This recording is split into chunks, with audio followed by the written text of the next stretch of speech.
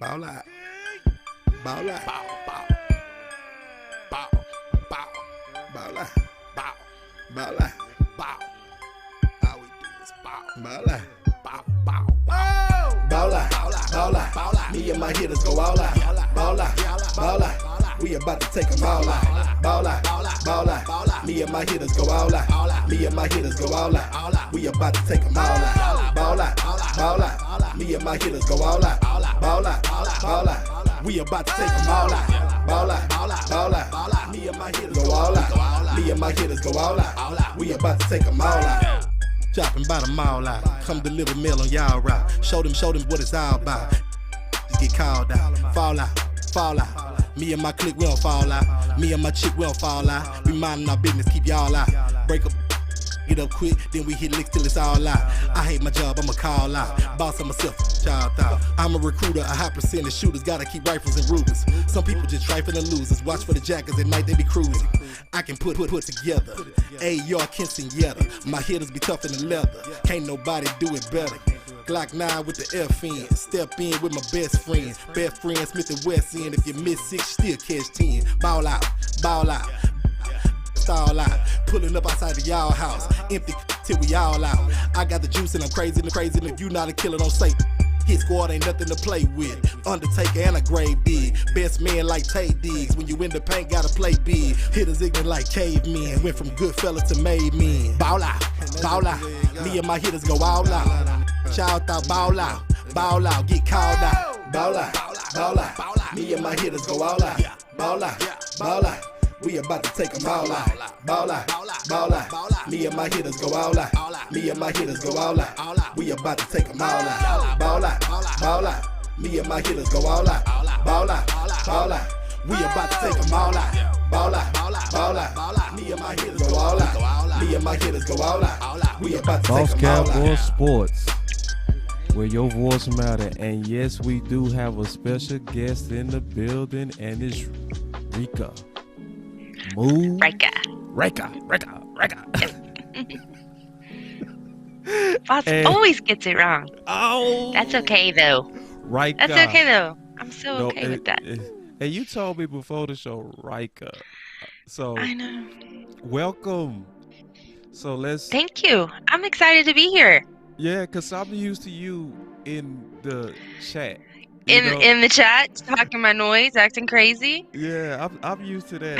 I'm kind of feeling kind of weird right now. I kind of feel a little bit weird that you're actually in the presence.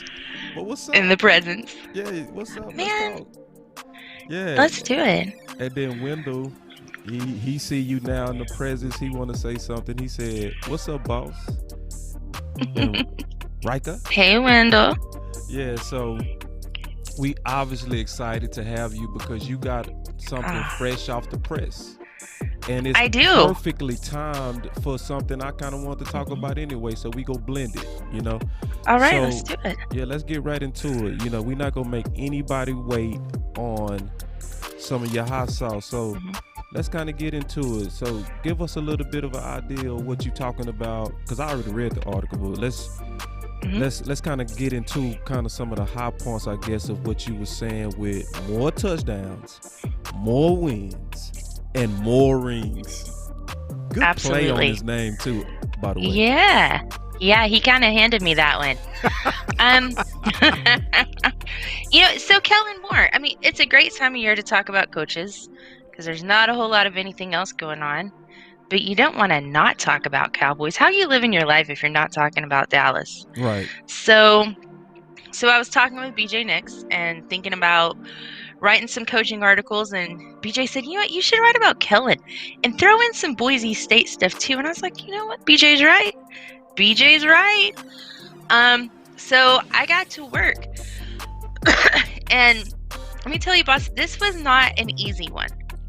If you were not like a Boise State alum that was watching every game in 2008, you know, if you're just, you know, not that glued into Boise State, I had to go back and find some games.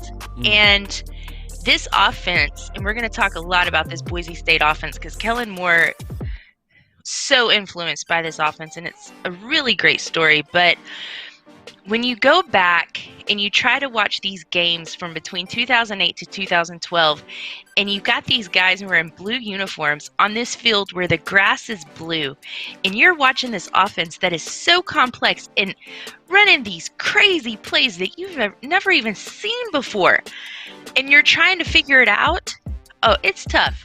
This was a tough one, and I think there's probably still a lot of nuances to this offense that I didn't pick up on.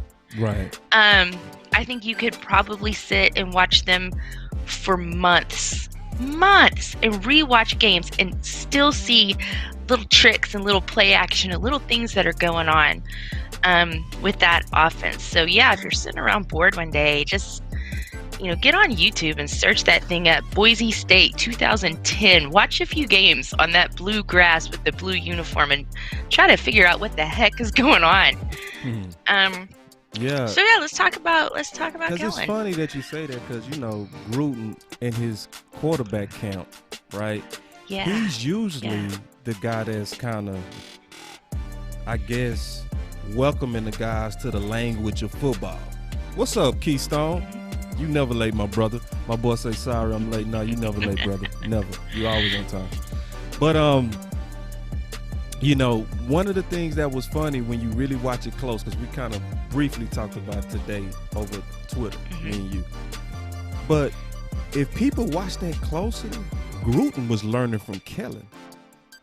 Yes. He was learning from Kellen. He was literally asking him questions and taking notes. Because he was saying stuff like, man, I'm seeing all these different formations and all this craziness. Y'all running, these different type of offenses. How are y'all doing this? You remember he said that? That's a great, exactly. And it's a great interview on YouTube. John Gruden, 2012, interviewing Kellen Moore, who's a senior at Boise State, and Kellen is standing up at the whiteboard with some markers, teaching these plays to Gruden, like explaining this offense. Oh, it's fantastic. Yeah, it's and amazing. People miss it because they kind of get caught up in the television, right? Thinking because it says Gruden QB camp, if you take out the title and just observe it. Oh, it's Kellen Moore QB camp all day long. And then after the end of the interview, he said, man, you a future coach, no doubt. Oh, yeah. So, but because what's kind of funny is, he does get a bad rap, though. I want to kind of talk about your article a little bit and kind of birth some of the stuff, because I highlighted some stuff. You said on the episode of The Final Word earlier this week, guest Marcus Marshall from Locked On Cowboys said that we are a year away from calling Kellen Moore one of the best offensive minds in football. I'm going to play that clip. Real quick, and then we go kind of talk about that, because that's one of the things I know you said kind of birthed your creative juices in this article. So I want to kind of bring up kind of his comment, and then we'll go back and forth on it, and then we'll get into the meat and potatoes on Kellen. All right, let's go. Hold on real quick. Yeah. Absolutely. Hey, let me throw a curveball at you right quick, Marcus. Where do you place Kellen Moore at as a mind of the offense? Do you think that he's still going through growing pains, or he's arrived yet? Well, last year it's hard to tell because, man, playing with 4 different quarterbacks and playing with the offensive lines that he did, it's really hard to get a good gauge on Kellen Moore. But I'm very encouraged. I don't think he's in the Kyle Shanahan, Andy Reid tier, but that next group, absolutely. I love how aggressive he was on first downs. I love the play action rates that he uses, the pre-snap motion. I think we're about a year away from calling Kellen Moore one of the best offensive minds in football. And that's and I felt that way. Yeah, I felt that way before Marcus said it. But hearing somebody else say it made me think, well, how did he get here? How did Kellen? And I kind of already knew a little bit about how he got here, but how did this kid, small town Washington, end up the offensive coordinator of the Dallas Cowboys at 32 years old? How does that happen? And how did he get this fantastic, beautiful offensive mind? Because that's what he has. He's like a savant. And I think it really started, as I mentioned in the article a lot, with young Kellen. His dad was a high school football coach, And so every day after school, Kellen and his brother would walk from the elementary school to the high school and stay there for football practice. Kellen was at every game, and his dad mentioned, after Kellen found some success with the Cowboys, that he would, as a little boy, he would walk around with a notepad and a pencil in his pocket, and he was drawing up plays. He was always just that tuned in to the offensive side of the game, to the game in general. And he knew what he wanted to be. So he had a lot, eventually he got to play for his dad, which is always something really special, and a lot of great success. One of the most decorated high school players in Washington State history. So many accolades. And then he went to Boise State. So, and that was really, I think, meant to be. It was serendipitous because Kellen is not a big guy. He could not have been a starting quarterback as a freshman. He probably couldn't have been a starting quarterback in college at all with his size and his athleticism. He's an athlete, but he's not on that level where you usually see. So he needed a good scheme. And Boise State at that time, they needed a brilliant football mind. They were starting to run this really indescribable, complex, chaotic offense. And you can't get a typical quarterback to do that. You need somebody that's going to understand what you're doing. He's going to have to understand every snap. So it really worked out well for them. And someone asked me on Twitter this week, they were like, hey, after I published, and she said, hey, I didn't realize Kellen was that successful, until recently. He was the winningest quarterback in college history. He's 50-3 at Boise State, which is unbelievable. Amazing. And then he went undrafted in 2012. And it was because he was smaller, and because, like I said, his athleticism is not on the level of other quarterbacks. It was that football mind and that dynamic scheme from Boise State that allowed for that 50-3 for that success. So he went undrafted, got picked up by the Lions. Because of Scott back up to Dan Orlovsky. And then he came on over to the Cowboys. Yeah. Which was, that's the part of the story I like. And one thing I say about Kellen, right, is I like it when you second or third generation coming from winning coaches like the Harbaughs, like Shanahan. Because when if you're a little boy and you always around coaching and that's what you're going to do, you have such an advantage. And it's not even just the advantage of the X's and O's. It's watching your dad bring home some of the complicated decisions that you'll talk about at the dinner table. Having two good quarterbacks and trying to figure out how to start one that won't disrupt the team. Like, he heard that at his dinner table. Like, he heard about conflicts of offensive coaches and defensive coaches going at it and how to bring everybody together. Morale building exercise. That was his dinner table. And that's a tremendous advantage for somebody who knows they want to coach. I ran into one of his teammates too, Rika. I ran into one of his teammates, and and man, everything that we hear in the public, they say in private. Like, this guy was telling me he was a defensive lineman, played for the Minnesota Vikings, but he played with Tank, and he played with all of those guys because they all went to school together, right? Yep. And he was saying, man, I'm telling you, he's always been like that. I'm talking about day one when he walked into Boise State. They said when he walked into Boise State, he was drawing up all kind of plays. He was making up all kind of audibles on Madden. He was doing everything to have the advantage scheme-wise. So, I think but the funny thing, I want to kind of talk about this real quick and get your thoughts on it. It seems to me that the fan base is never kind of in between on him. They either like him or they hate him. It is no in between. It is the weirdest thing in the world. What's your thoughts on that? It is, and I think that really, even though he's going into his third year, he hasn't had the fairest shot yet. He really hasn't. Oh yeah. You know, he came into this job in 2019. And so at that point, he's kind of under that thumb of Jason Garrett, like I mentioned. And Garrett was so conservative to a fault.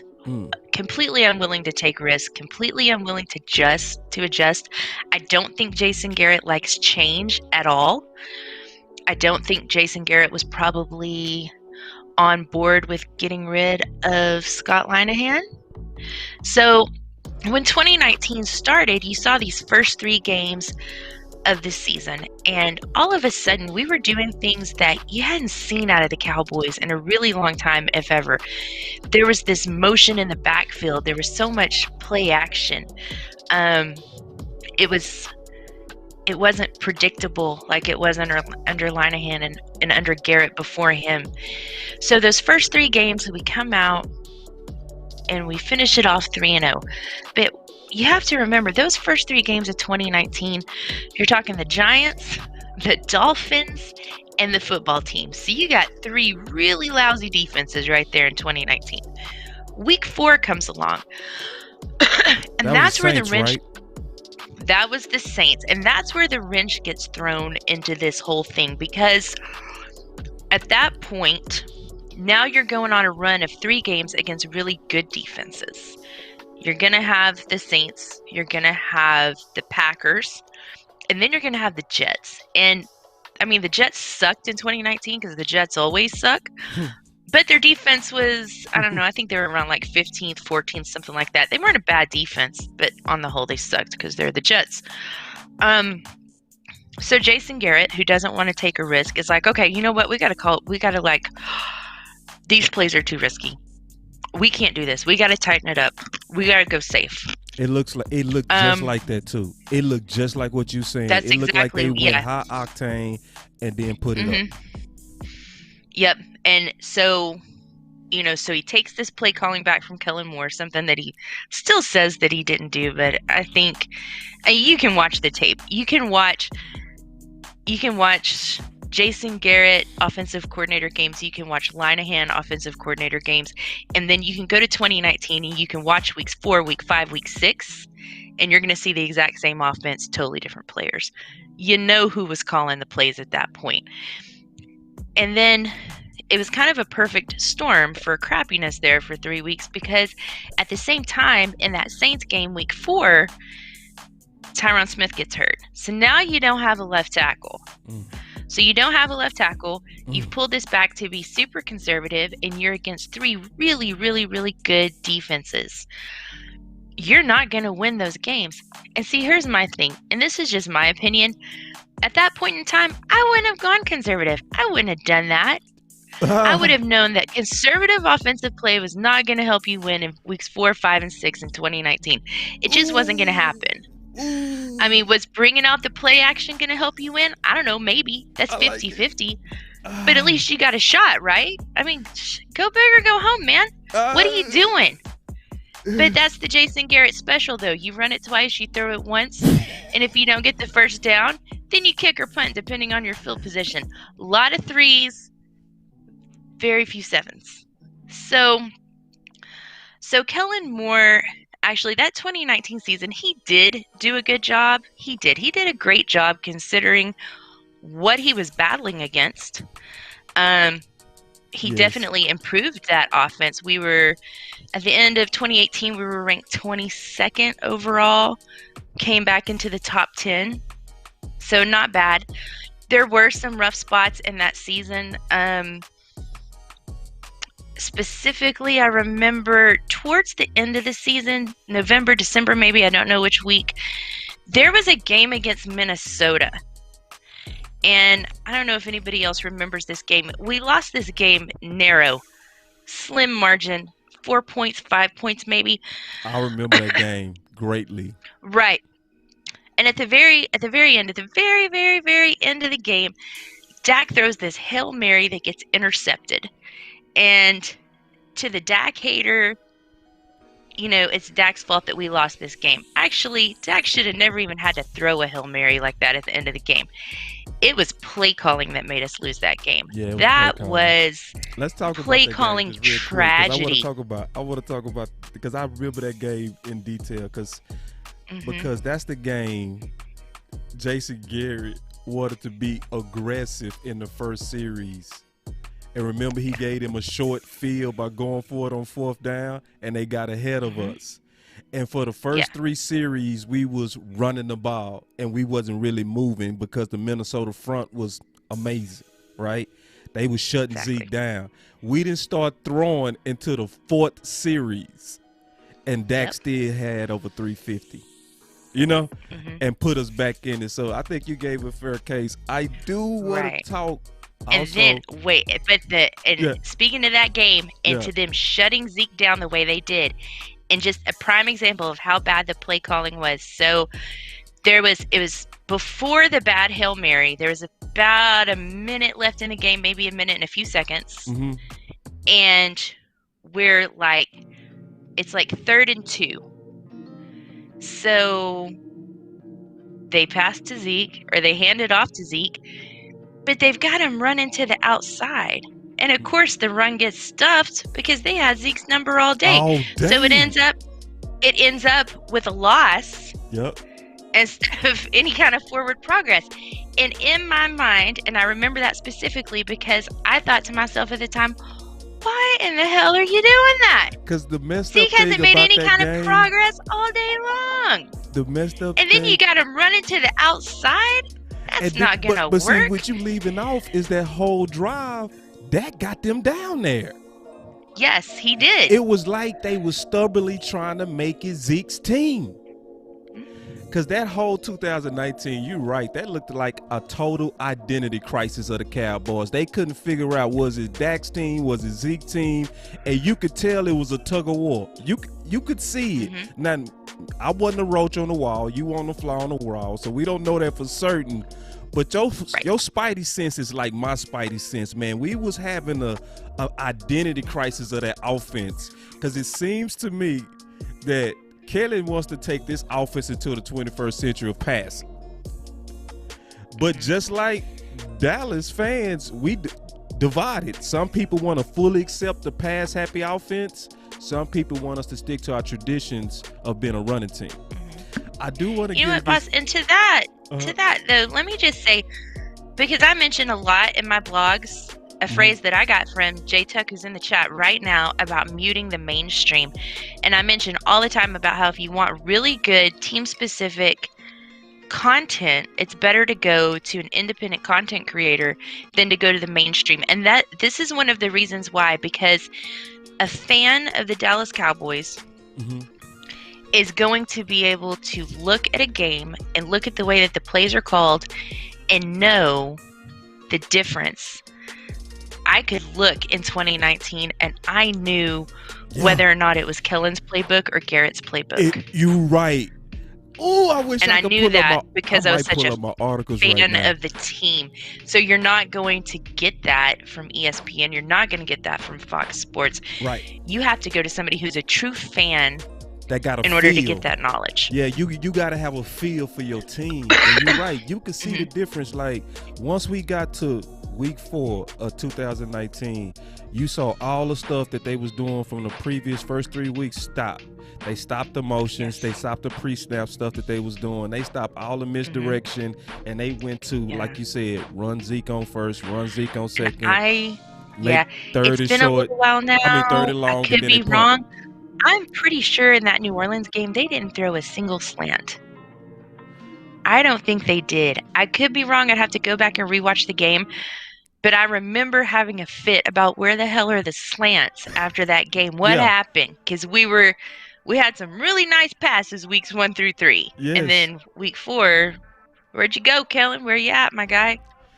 Let's get into this because we'll stay on that all day. I promise you. But check this out. Check this out. Like, let's go through. I said breaking down Quinn. We not breaking down Quinn, man. We breaking down Mr. Kellen Moore. That's a little typo. Don't worry about that. Hold on, let me go all the way to the top. Doing too much. I'm showing too much. All right, here we go. Y'all accept the imperfections that comes with being live. All right.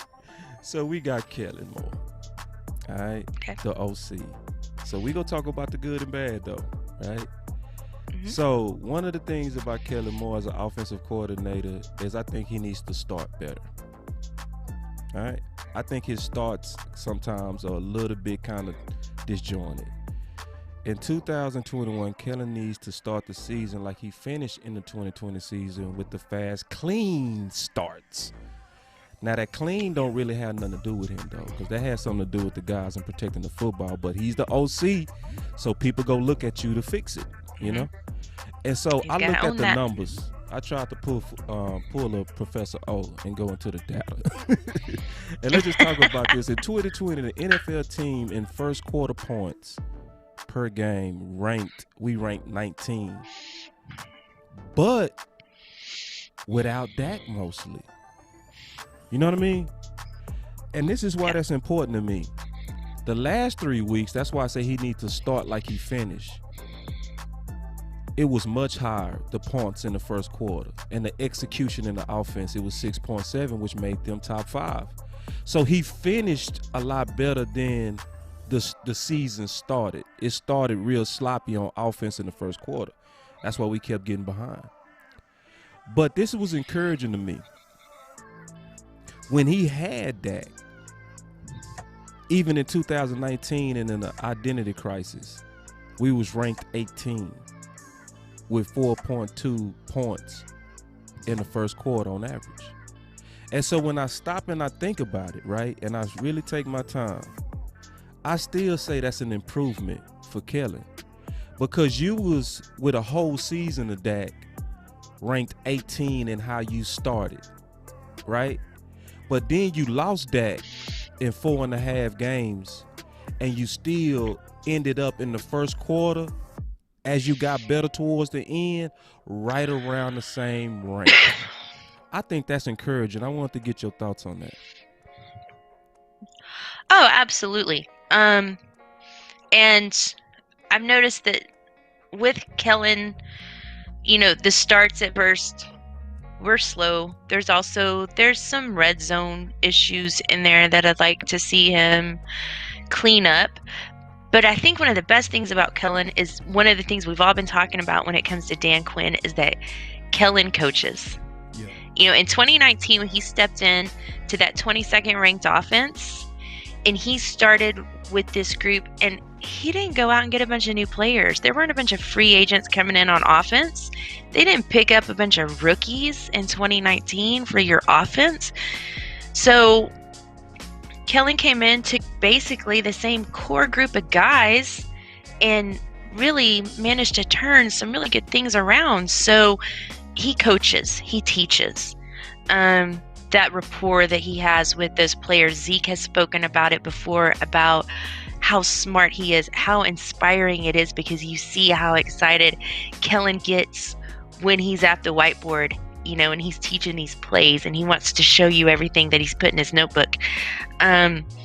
So Kellen's only, the spots where he is weak, I think he definitely recognizes it, and you're definitely going to see him constantly improving. I have no doubt about Me that. too. I feel the exact same way you just said. Let me go back into the presentation real quick. Did I? Man, please don't tell me I got rid of that. Yeah. While you look for it, boss, let me tell you, in that John Gruden interview that you and I talked about that's on YouTube, Yeah. John mentioned at one point that one of the things that impressed him most about Kellen is that Kellen always, when he was a quarterback at Boise, he always knew where the weakest spot was on his line. And so he was making adjustments for that before the snap even happened.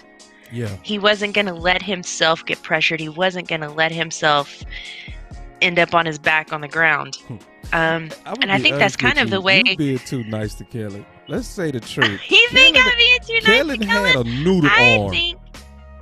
And Yeah, he won did. all those games with his brain. You know what I mean? He did. He It was his absolutely did. anticipation. Mhm. Like John Gruden showed and did a real good job of showing that he was releasing the Yeah. ball way before those receivers was coming out their breaks. You know what I mean? Mhm. And that's anticipation and that's thinking. That's knowing. I think your Kellen's guys are really gonna be. good at recognizing where the weak spots are and figuring out a way to compensate for it. If you can't fix it, he's going to find a way to design a play to move some personnel around to do something that's going to compensate for where the trouble spot is. Whew. And that's admirable coming from the girl who hated Jason Garrett because he refused to have a plan B and adjust anything. No. Drove me crazy. See, let's get back. I found it now. Lack of adjustment. I Okay. found it. Here we go. All right, so let's All right. get back to it. All right, here we go. Because I'm very interested in this. And just breaking him down. So the data also, if you want to double check the numbers and the references, I got it from www.teamrankings.com. Okay. Also, Kellen Moore, I mean this, and I'm being honest. His offensive yardage is very Dak dependent. It's very Dak dependent. You get the best of Kellen when you get the best of Dak. I'm being all the way honest. With Dak the entire season, Kellen offense was ranked number 1 in yardage in 2019 with an average of 431 yards. Without Dak the entire season, Kellen offense was ranked number 13 in yardage in 2020 with an average of 371. And we all know that it was really Dak that ran up the average from the start. So it's saying his style of play calling is super dependent on having the talent at the QB. It's clear, especially when we dig into the data even harder, right? And we look at the pros and cons of the quarterbacks, right? Without Dak, with Dak, but you can say both of them was with Kellen. You see what I'm saying? So it goes into Marvin's point, Coach Marvin in the building, that I think Kellen does need a little bit of balance because he didn't change his throwing mentality even when the skill set of the quarterbacks couldn't keep up with the skill set of QB1. I want to get your thoughts on that. I think, and I've given that some thought, and I think that goes to, there were a lot of things that happened in 2020 before Dak went down, but especially afterwards. That's fair. Where that's fair. I already see where you're going. I felt like very fair. we didn't make the right decisions. We didn't account for the fact that we weren't prepared and we didn't have the right personnel to execute what they wanted to execute. And you know what? I've given this a lot of thought, and I think that Keystone. the Dallas Cowboys in 2020 did something that women do. And you guys, all you guys in the chat, you guys don't do this. I've never seen a man that does this until the 2020 Dallas Cowboys coaching staff. But I've done it repeatedly. Women do it all the time. And this is what we do. And bear with me. Don't get bored on me. Women will have somewhere to go. And they want to look good. So they go and order up this new dress. And the UPS guy shows up on Wednesday with this dress in a box. And this woman is at home. She's got the messy bun with the greasy hair, not a bit of makeup on, hadn't shaved her legs in a week. And she takes this dress out the box, doesn't iron it, throws it on, stands in front of the mirror, and then wonders why she looks like a hot mess. Ooh. See, girl, you can't do that. You got to get ready. You got to get your hair set, get that full beat, get your spray tan, press that dress, and then you're going to stand in front of that mirror and look good enough to get you a date with Boss Cowboy. Yeah. And that's what the Dallas Cowboys did. You know, Mike McCarthy came in. He was going to let Kellen be Kellen. He was going to let Kellen be aggressive, let Kellen do what Boise State taught him to do. So Kellen puts together this playbook, this idea, this theme for how the season's gonna go. But man, they weren't ready for it. They weren't ready for that. They didn't have their hair did. They didn't have their makeup on. They didn't have an offensive line. They didn't have a quarterback. They learned all this stuff in Zoom meetings. They weren't in a classroom together, on the field together. But they couldn't help themselves because they were so excited to bring it out. Just like I get so excited to bring that new outfit out the box and I put it on and look like trash. And I know I got to iron that thing first, but I can't help myself. They did a woman thing. Women do that all the time. And y'all think about it. Y'all's wives and girlfriends, they do that crap all the time. Then they're mad because the outfit looks bad. It's because they didn't get ready to put that thing on. And that was the biggest mistake. And we didn't just do that on offense. We did it on defense too. We didn't take the lack of preparedness seriously enough. I agree with you. Now, we were too excited with this new coaching staff and all the changes, and they wanted to just come out and just show all the fans and show the whole NFL and the whole world what they could do, and they didn't account for the fact that they didn't have anybody on the field that could execute what they wanted to do, and it became a big problem. And I don't hate them for it because, like I said, I'm kind of guilty of that too. It's a woman thing to do. Ooh, whoa, you had all us listening as you was talking, because whenever we getting wisdom from women on women, you better listen now, because I saw them doing that. I knew what they were doing. I thought, good Lord, they trying on that dress and don't even have their Spanx on. Everybody's gonna see they've been binge eating tacos. You don't try that dress on without your swimwear. A little bit too hard though. Here we go. Yeah, you gotta let them have it on that one. Here we go. Check this. And then again, the data again, you can double check the reference at www.teamrankings.com. Because we always say that. Always verify all data that you see. Now, this is what I'm gonna say also. I do think he's sometimes a little bit too pass happy. Or you can say this. He is all the way bought in the belief of our weapons. He bought in and he's unapologetic about it. Because in 2020, Dallas was ranked number 2 in pass attempts per game, even without Dak for most of the season. We was number 2 in pass attempts without Dak. We was throwing it a lot, right? Even with Dak, we was 11th in pass attempts.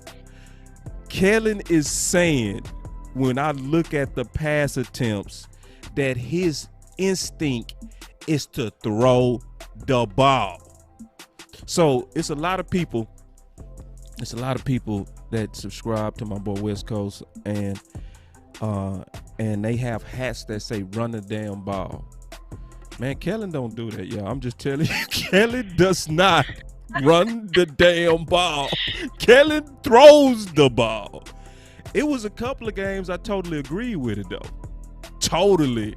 Like that Philly game, when they attacked that undrafted free agent, and that was soft porn what they did to him. Like, they took turns. I'm serious. They took first Gallup. Just think about it. Gallup was first, and then when he was finished, they said, "Okay, Cooper, you get in line." Should I have said that? Oh, absolutely, you should have said that. Because it was soft porn, man. It really was. And so, like, when I talk to Marv and I talk to West Coast, and I say, man, I see where y'all coming from on running the ball to control clock and set up play action and all the intelligent things, but you got to look at the history and the instincts of Kellen Moore. It clearly says this man has an instinct to come out throwing. That's him.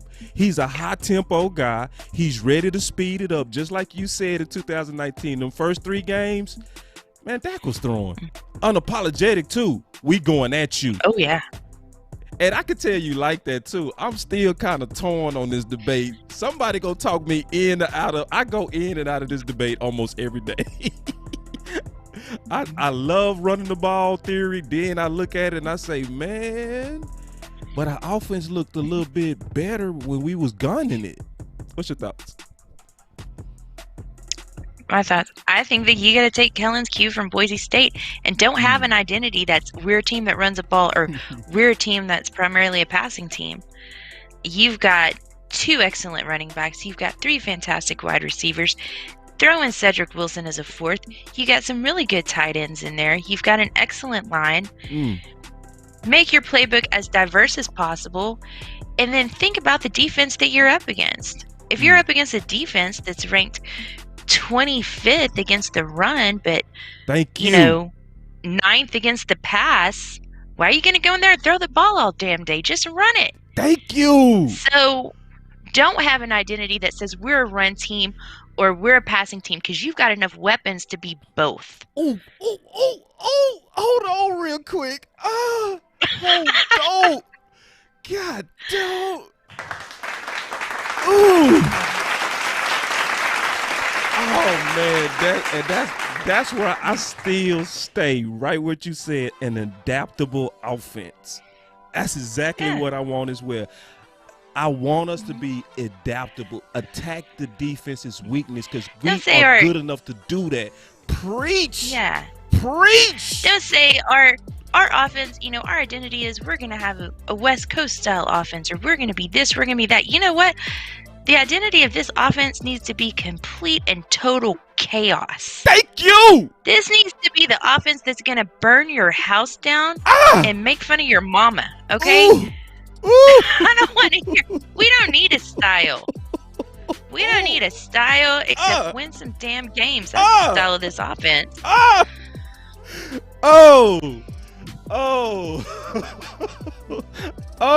love good sermons. I love good sermons. Ooh, it just gets to my spirit. Thank you. Oh man, y'all come on now. Y'all give her, come on now. Y'all light it up in the chat box. Y'all know to give her the applause for that. Come on now. She definitely deserved it, because that was absolutely Perfect. I mean it too. I mean, just Perfect. I mean it. Like, goodness gracious. Because, like, moving the chains, when I say that, I feel like I'm by myself when I say that. So it's like, now I know I got somebody that's with me on that. Like, adaptable football, period. Not run a damn ball, not air it out. It's where's that other team weak, and we go exploit it. That's what we did with Philly. That's exactly what we did with Philly in the second half of the season. When they came out there crazy enough, like, we go line a man up on Gallup. Man, they torched him. I didn't care nothing about running the ball, because we was attacking weaknesses. They could, and we killed them with it.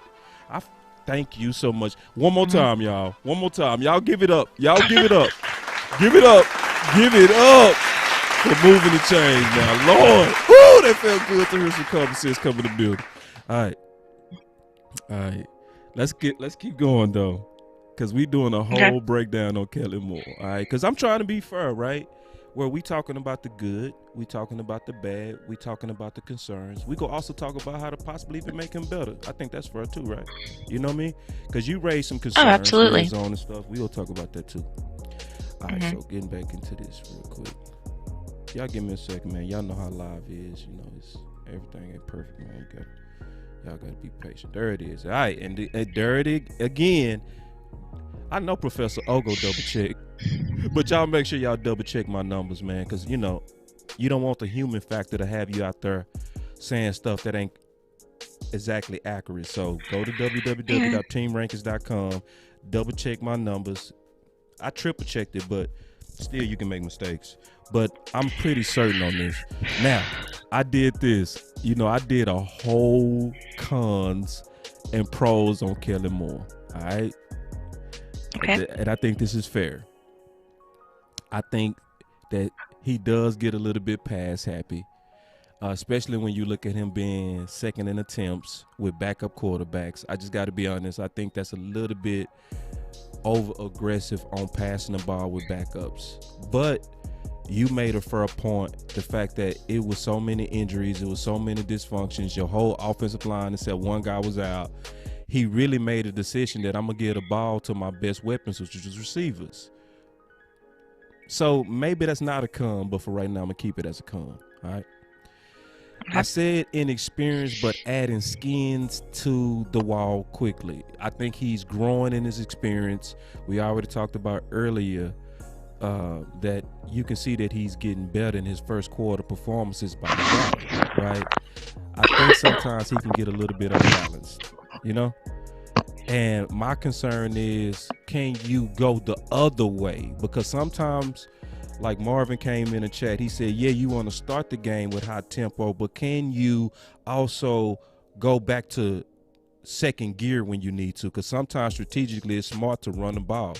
Like in 2007, remember when we used to run it up with Romo? We would get ahead of teams and then we would use Barb and them to close out games. Will he shut it down when it's time to really get on that ground and pound game? Or will he stay high octane because that's kind of like his bread and butter? So I'm kind of looking at that as a con. But then I look at his pros. He's surely trending up. Let's talk about them cons because I could tell you want to get in. What's your thoughts on that? And we'll get into the pros. Talking about pass happy. He is. Mm-hmm. I think that Kellen, through these first 2 years, you're right. He did feel like his best weapons were the receiver core. Mm-hmm. But there's something though that I wanted to mention, and this is something that I learned back last season, early in the season, from J-Tuck and from West Coast, in that they were talking about Zeke's production on the field by himself versus on the field with a fullback. And Zeke actually averages about 3 more yards a carry with a fullback on the field. So I channeled my inner Matt O. And at that time, and I did a little research, I know it, Scott Linehan used a fullback about 35% of the time in 2018. Kellen Moore only used a fullback 7.5% of the snaps in 2019. I don't know if it was a personnel problem. I know, then Olawale opted out, and now we've got a different guy. Maybe we'll see more of that. But if he's passing more because he's worried about Zeke's production and his yards per carry, it seems like that would be a simple fix. I don't know. I'd like to see him they used a fullback a lot at Boise State, and I'd like to see him incorporate that a little bit more than what he's been doing. But like I said, 2020, he didn't have a fullback to use. 2019, there may have been a reason he wasn't using Olawale. I don't know what it is, though. So there's that. And put those cons up there again. I had some more thoughts. No problemo. Okay. The inexperience, I mean, that's obvious. That's just going to have to that's just going to come with time. The unbalanced. Hold on real quick. You go, Professor O. Listen to this dude. He talking about, okay, what's he got to say? Talking numbers, music to my ears. I learned it from watching you, Matt. I learned it from watching you. I knew he was going to like this, too. I knew it. I said he going to like this show because we talking down on the day. I knew he would. Go ahead, though. Yeah, the unbalanced part, and I understand what Marvin is saying, and I absolutely think that's what we should be doing. And I don't see why Kellen wouldn't, given an opportunity. I just don't think he's really had much of an opportunity yet to get ahead early and then slow it down and control that clock. I mean, that seems like a pretty simple concept, and I don't know why he wouldn't do it unless, as I mentioned before, Zeke's production is giving him pause on that. I definitely don't think that Zeke is a bad running back. I think that Zeke has trouble getting through the first line of defense, but Zeke had that trouble at Ohio State, and Zeke had that trouble in 2016. He had that trouble before we paid him, and that's who he is. He's a smaller stature guy. You really need that fullback in there. And then, of course, also you have Tony Pollard. Don't forget about Tony Pollard, man. He's fantastic. You Oh, yeah. basically got 2 running back ones on this team. So when it's time to slow this thing down, take Zeke off the field, save him up for the playoffs, and let Pollard wear down that defense and end out that game. Why not? Whoa. That's what I Okay, would do. okay. Hey, but definitely good thought on Keith Smith. I feel not Keith Smith, fullback. Yeah. Yeah. And it's and I didn't expect that to come from you because I know you pass happy, but you know what I mean? But Yeah, I'm pass happy. oh, you pass You know, happy. is I done this- heard you a couple of shows this because- really co-signing and throwing that ball around. Look. But I'm not just mad gonna at that level either. with you guys. I'm not even saying that's bad. I think I think you can skin a cat. I got two a ways. thing.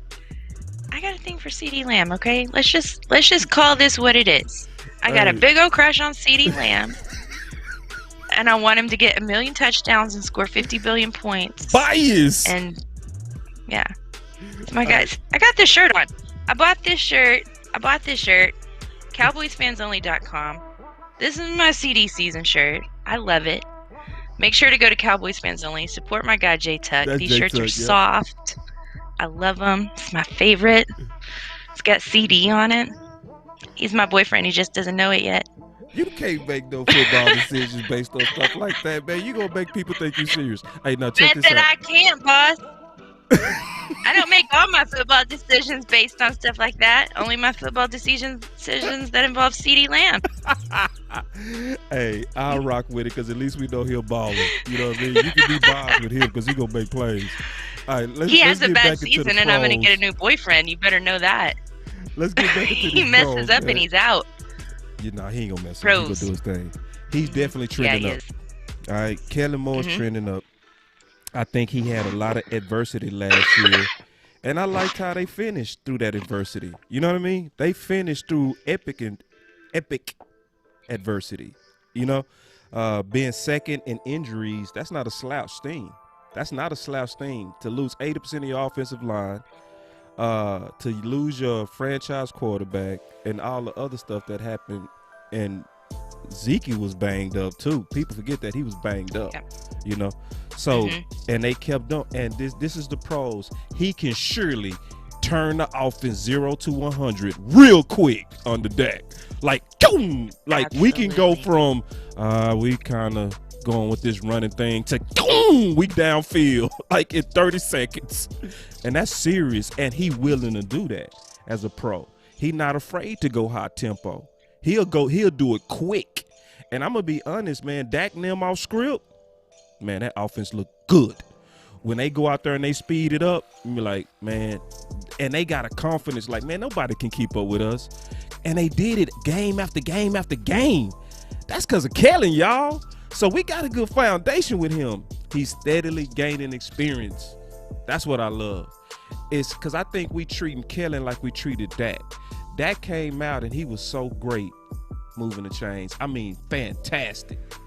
But we was overcritical because we was giving him year 6 critiques, forgetting that he was still a baby.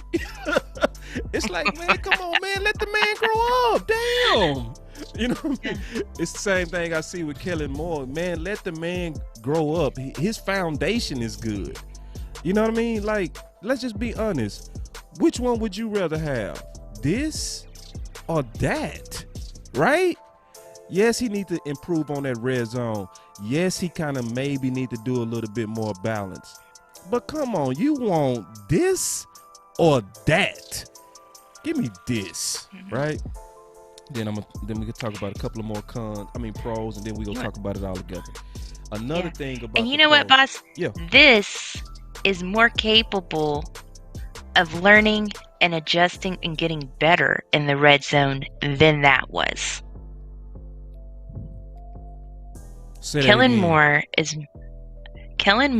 is more capable, I think more willing, more able to get better in the red zone, to adjust, to learn, to adapt, Yeah. to have a plan B, to try things out, to admit when he's wrong and draw up, call those players in, get some new ideas, work on new things. Whereas Linehan and Garrett, they're going to do the same thing over and over and over and over and over again. And it doesn't matter how many times that it fails. they're just gonna keep doing it. Right. I agree with you. That's what I love about 100%. Kellen. And then he said, Eastside, he go coming here hating. He talking about he was great, but it took 6 years to get his deal. Yeah. Yeah. Is the only thing I care about right Really, now. Eastside? Is that what you're bringing? It's gonna take 6 years for Deshaun Watson to get parole. So go back to the Texans and do what you're gonna do. Oh, My quarterback isn't assaulting people. You do you, and I'm gonna do me. Come in here talking to moving the chains with that tone, because you will get. I'm sorry, girls. Because I was finna slap him, but you handled it. I'm done. I really was. I was finna go in on him, but you did great. All right. Now, this is something that I'm concerned about. And it's not even a pro. It's more of a question. Can he hold his ex-teammates accountable? You know what I mean? Because, see, having a relationship with Zeke and Dak, man, that Atlanta game, I'm going to be honest, man, both of them dudes were stanking it up early. The leaders of the team. You know what I mean? And I got the film, right? Early in the game, that's Pollard right there. Fumble! You know? And then, same thing happened in the Dak. We go let it roll and you go see it. But that's the question I have. Can you get in them boys' behinds? You know what I mean? Can you go in there and like really wreck shop? Or will they see you as one of the homies, one of the bros, one of the guys that we was cool with back in the day when you was an ex-teammate? Because, man, they was putting that ball on the ground early, and it was making me sick. Another fumble. That's that, And, yes, obviously we know what happened. We dug out of this and won this game. But, man, this all stuff reflected on Kellen. You know what I mean? Kellen had to make these changes because his stars was tripping. And I'm just being all the way honest as I'm analyzing Kellen, and I'm gonna say that's something I want to see. I like when you high-fiving Dak, and I like when you high-fiving Zeke, but now you're a coach. Sometimes I need to see you turn up on them. If they another fumble, you know what I mean? Sometimes and that was you gotta early. get in the middle of their ass. Exactly, and can he do that? And that's I called it a pro, but it's really not a pro. It's a question. You know what I mean? Is because that's part of your job as the I think OC. it'll come easier to him over. I think that anybody at any job, not just Kellen in his position, but anybody at any job who's ever received a promotion, who's ever moved up within a company, knows that sometimes they end up the boss of the person that used to sit in the cubicle next to them. And it's hard to negotiate, but you figure it out. And I think Kellen can do that. I think he's a smart guy. I also know that, Dak and Zeke, they're not dummies. I don't think that especially Dak is going to be unprofessional enough to take advantage of that or to have ill will against Kellen, for becoming the boss. I think it's the same. I think you're going to have to navigate that the same way that you would in any workplace. But hey, do you guys want to hear a cool story about that Atlanta game? Because I have a great story about that Atlanta game. Okay, this is excellent. So I was watching the Atlanta game. I was sitting here. I was hanging out in my recliner all by myself, quarantined up. And this guy that followed me on Twitter, I saw where he worked for some company and he was advertising this thing, this live chat with an auction, and you could pay some money and maybe talk to Emmitt Smith live. And it was like $250. And I was like, I'm busy. I'm watching the game. I'm not paying $250 to talk to Emmitt. And I'd probably only get to talk to him for like 20 seconds. So forget that.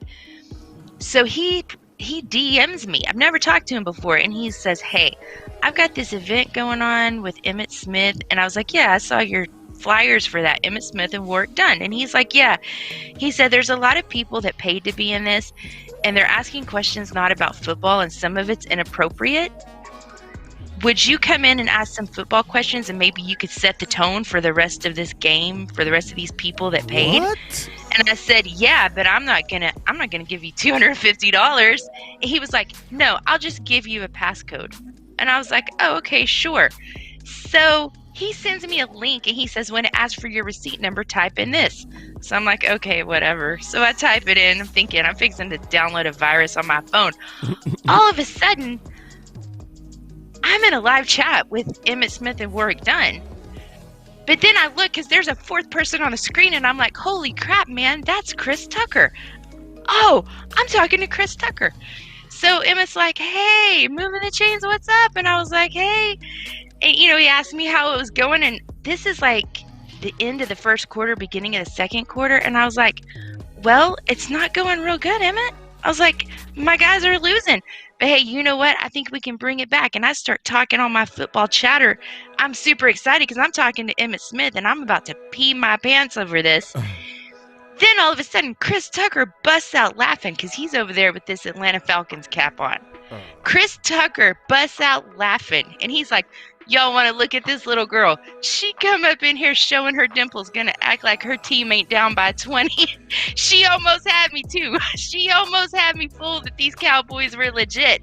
Then Chris Tucker trash talked me for like 3 minutes, and it was the funniest thing that ever happened.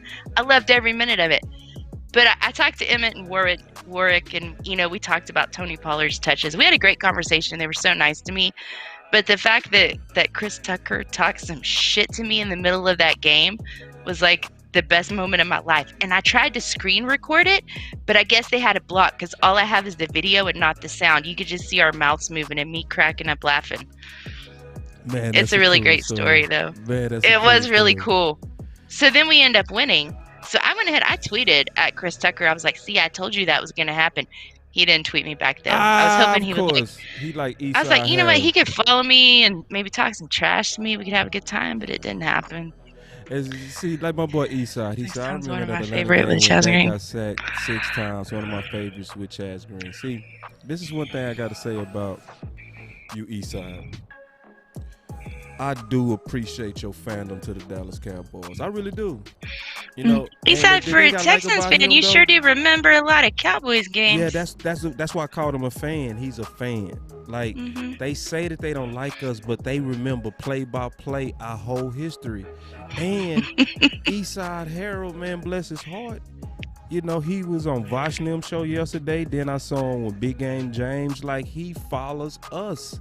He's a true fan of the Dallas Cowboys. And he super chats us. He talk a lot of noise, but he would throw money. Harold. And I appreciate that. I'm like, listen, man, talk your noise all day, but if you supporting, you doing more than some.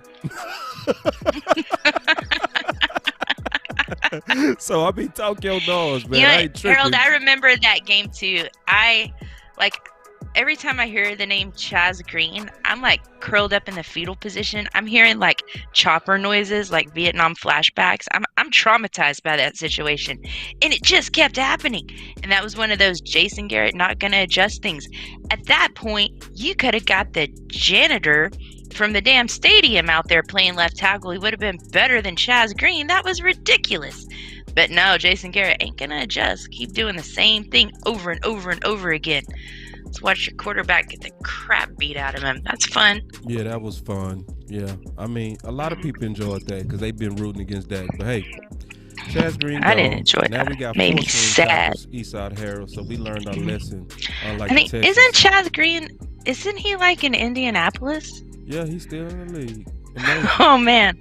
Amazing. I hope I'd like to see somebody amazing. sack Carson Wentz 6 times. That would make me exponentially happy. So I hope Carson Wentz gets Chaz Green this year. So I got to do the final word in 15 minutes. So I'm gonna go ahead and say all it like right. this. What's your final word on Kellen Moore? And I'm gonna give you mine. My final Kellen Moore is that Marcus Mosher was right. In 2012, John Gruden was right, and today, Rika Moves the Chain is right. Kellen Moore could be one of the greatest offensive minds in the NFL ever. This season, we are going to see things that we have never seen before. It's going to be improbable, barring injury or some kind of crazy messed up, whatever like last season was, Kellen Moore is going to come out and show us what he can do with these weapons. And for many years to come, we're going to be drafting and continuous building around what Kellen Moore has in mind. We're going to always be innovative. We're going to always be strong. We're going to have a very moving forward for a very long time under Kellen Moore. I agree. And then, you know, Eastside, and I said this, I meant this too, because I watch Eastside, you know what I'm saying, because he's a terrorist on everybody's channel, but he's a good dude. Like, he the type dude that'll talk noise and be in the barbershop, like, killing the Cowboys, but it's all in fun. Like, he don't really have a hateful heart. Because look, he said, boss, when you get your super chat, have a few dollars. I know, because I see how you do. You a cool dude like that. Like, you talk your noise, but you enjoy the content that the Cowboys podcasters put together. And it's going to be something like that happening for the Texans too. Just mark my words. Remember I said that. All right, I'm going to just keep that on the low. But we got something coming for y'all. All right. So I do want you to tell everybody how to find you, how to support you, where your articles are. Please let everybody know where they can get your rich material, please. Okay, you can follow me over on Twitter. I'm always active on there at Chains Moving. You can find me on Facebook, first name Rika Moves, last name The Chains. And most importantly, go read my blogs. I got a whole website, RikaMovesTheChains.com. Post every week, but I'm always linking them up on Facebook. I'm linking them up on Twitter. If you can't find the link, man, shoot me a DM. I will give you that link. And also, right now, guys, very important, through the end of July, if you're a Facebook user and you want links to my blog, you got to be a member of the Star Gang group. Go join the Star Gang group. My links are available exclusively through the end of July, only to members of the Star Gang group. And at some point, BJ Nix and I, we're going to be popping up live on YouTube, going inside the blog, talking just like Boss and I talked tonight, but it's exclusive content. So if you want to get in on it, you've got to, right here on YouTube, you've got to go to Star Gang, you've got to subscribe and hit that notification bell, because we're not going to give you any advance warning, mostly because we don't like to schedule things. And also it's exclusive. Right on. And this is obviously on the thumbnail. So her information is also on the thumbnail. So when we get off the show and you just kind of reviewing my page and my channel, you'll be able to see her information on there as well. So as far as Boss Cowboy Sports, we also on Facebook on Boss Cowboy Sports, and the Twitter is actually Boss Cowboy Sport. I changed it. It's not that handle. It's going to be Boss Cowboy Sports. The Instagram is also Boss Cowboy Sports. And everybody that like to do the cash support, you could also donate under Boss Cowboy Sports, and we definitely put all of it towards the show and improving the show. But thank you definitely for coming out. I had a obviously good time. Thank you for having me. I loved it. Yeah. I knew we'd have a good time. And I'm going to tell y'all also, I'm going to be doing a whole breakdown of all the coaches, right? Because I was breaking down all the coaches today. I got a lot to talk about with each coaches, because I'm seeing some good things and I'm seeing some bad things, you know. And you know me, I'm going to tell you both. I'm not going to just kind of give you the rosy picture. I see good and I see bad. It's a lot of good on offense. It's some questions on defense. And we go get heavy into that. Even before we get heavy into the players, it's more so also about the guys that's leading those men to war and leading those men to battle. And we saw having the wrong leader with Mike Nolan put us all the way downhill last year. So what we go do this week, you go see a heavy emphasis on coaching starting tomorrow, you know, with OC and I. And y'all just keep your eye on that. It's gonna be very rich, because it was very good as I was making it. It was so rich, moving and changing. Now we was going back and forth. I was like, let's just focus on Kellen today, because it's gonna be too hard to get to all of it. You know what I mean? I just knew it, and I just knew it was gonna take more time. But thanks again, and anything else before we close out? That's all I got, my guy. But thank you so much for having me. I had the most fun, and thank you everybody in the chat. I'm gonna tell y'all, we are very, very, very, very close to hitting 1,000. Marvin told me that he going to the barber shop and he go to all his friends and say, I need y'all to subscribe. He said he gonna make guys pull out their phones and he gonna say, do this. My boy Boss Cowboy and the OC, they real close to getting to 1,000. Once we get to 1,000, that's gonna open us up to where we gonna be able to be monetized and all kind of recommendations. A lot of people go see this show and it's gonna escalate our growth, you know, because people know we really work hard to put together the best content as possible. And when you do that, you want to be rewarded. So I really need the community of people that like the underground content, because it's underground right now, but we trying to get into the mainstream, right? So we're gonna be doing a lot of stuff to kind of really cause the voice of Boss Cowboy Sports as a whole entity to rise, and it's gonna also raise your voice. And then obviously we getting ready to do way more with the phone lines and all that kind of stuff. So we got a lot of reasons where we really need y'all help to get us up to that over 1,000. We too close for the family not to share this. Y'all know we put in a lot of work. Help us get there.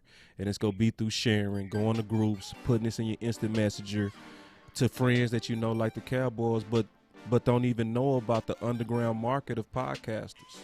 That's on YouTube, that's on Facebook, that's on Instagram. So please do that. Do that for all of us.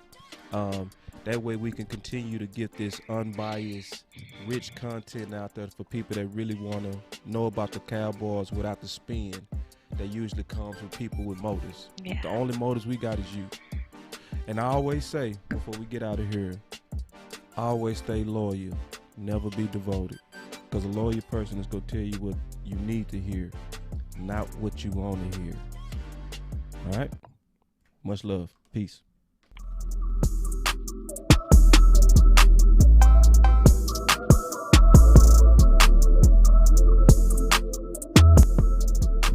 Boss Cowboy Sports, where your voice matters.